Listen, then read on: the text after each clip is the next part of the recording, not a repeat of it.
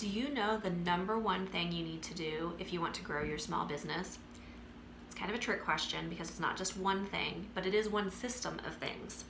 What we are talking about today is a system like this, and I will include it as an image in this blog post, but this is what we are talking about.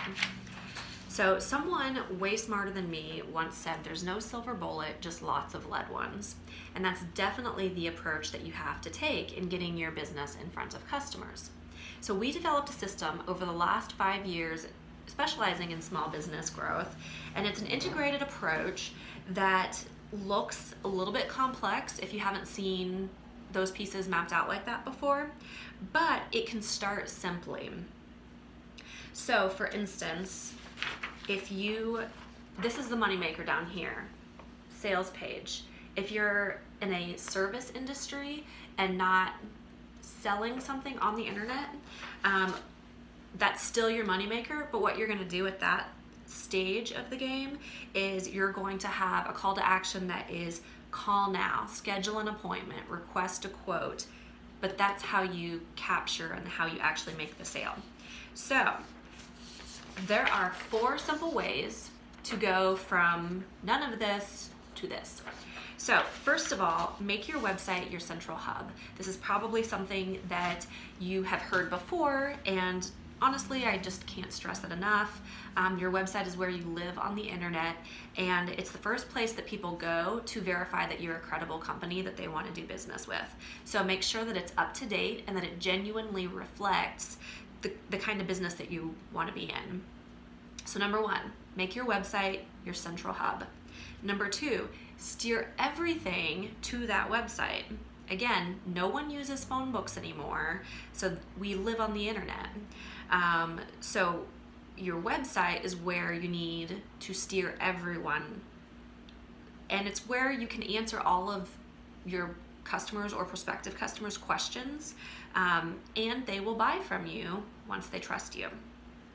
You can also create landing pages to track specific promos or to test an audience. So for instance, if you have a radio ad coming out that you're sponsoring something like Women in Business, then do a landing page on your website,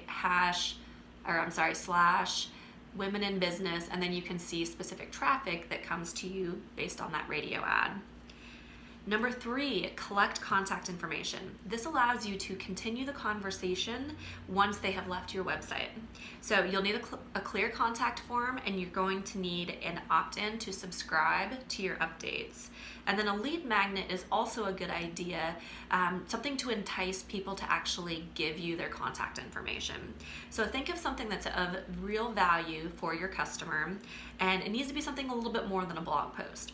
So for instance, if you own a lawn care company, you can create a PDF called 10 Things to Make Your Lawn a Showstopper by Spring.